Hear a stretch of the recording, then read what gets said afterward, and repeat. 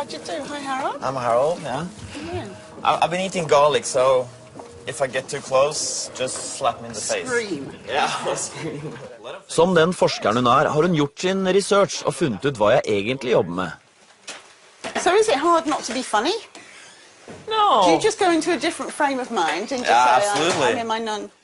I mean, are there any comedians that are funny all the time? I hope not. No. Anne Campbell forstår mennesket ut fra Darwins teori om at våre egenskaper et resultat av en lang utsilingsprosess. The key to all this is how many descendants you leave behind you. And any traits that increase the number of descendants you leave behind you will tend to stay in the gene pool. And so that's what's selecting in particular traits, both in males and in females. Så hvorfor har evolusjonen gjort kvinner og menn forskjellige? If women are generally the ones that give birth, that lactate, that raise children, it would be very surprising if there wasn't some kind of psychological orchestration that helped women achieve those tasks and made those kinds of tasks particularly pleasurable to women.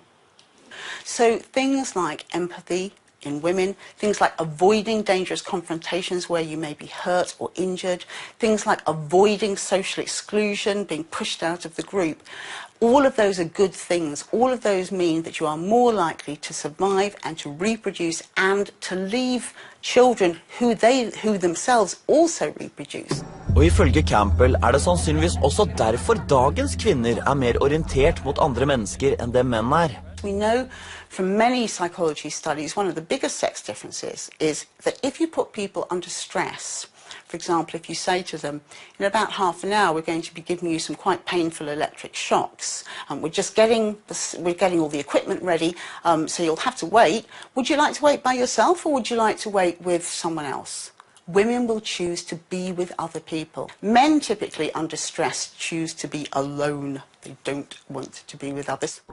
Menn og kvinner i 2010 fortsatt preget av gener som ble utviklet for hundretusenvis av år siden. That's why women have entered nursing, medicine, social work, teaching. All these kind of areas are areas of cooperative exchange where women seem to feel most at home, most comfortable.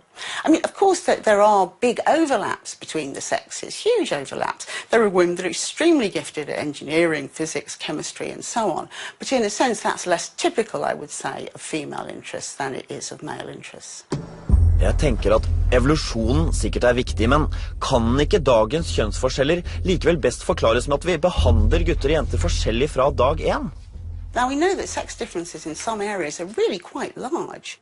So I just find it hard to believe that a very, very subtle difference in the tone of voice you use or how long you make eye contact or something like that could really have such a profound effect on the interests and activities and preferences that children show.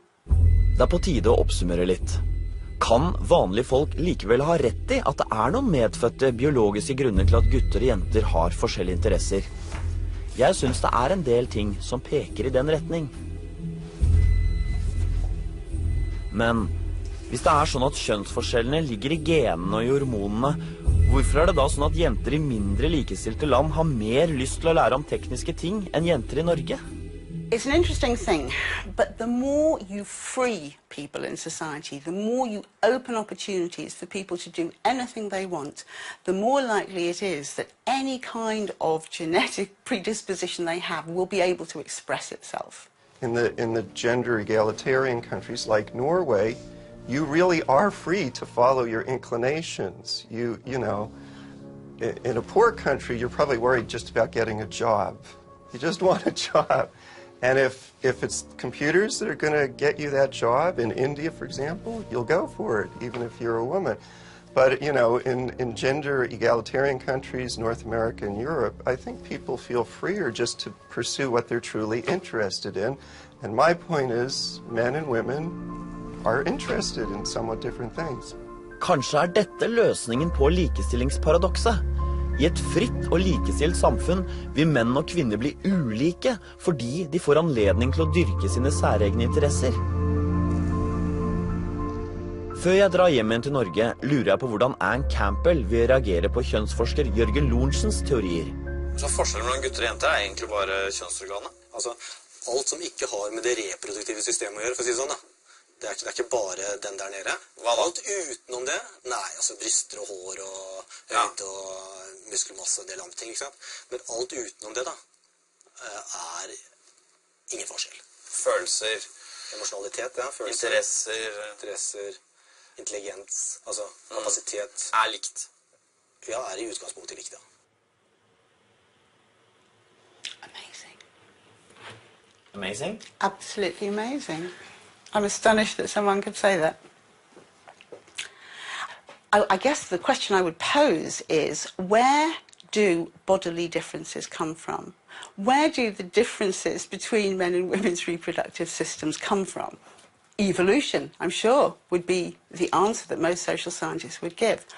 And what orchestrates those bodily differences? What is responsible for the production of hormones and peptides that keep everything going? The human brain, mostly, yes, through feedback systems. It seems to me quite extraordinary that you could imagine that evolution has operated on the reproductive systems and has had absolutely no effect at all on our brain, the single most expensive organ that we have in the body. Thank you very much. This was very, very, very interesting. Maybe we're going to show some of these clips to Norwegian researchers. And get them to react. Yeah, yes, exactly. yes, in an endless... Yeah, an endless cycle of reflection. Oh, they'll go mad. Some of the things are... They'll go absolutely crazy. Det de engelske forskerne sier er jo åpenbart veldig på kollisjonskurs med det de norske kjønnsforskerne påstår. Så nå gleder jeg meg veldig til å dra tilbake til Norge igjen og høre med de norske kjønnsforskerne hva de mener om disse funnene. Først møter jeg forskningsleder på Arbeidsforskningsinstituttet, Katrine Egeland, og viser henne Simon Barrons forskning på nyfødte.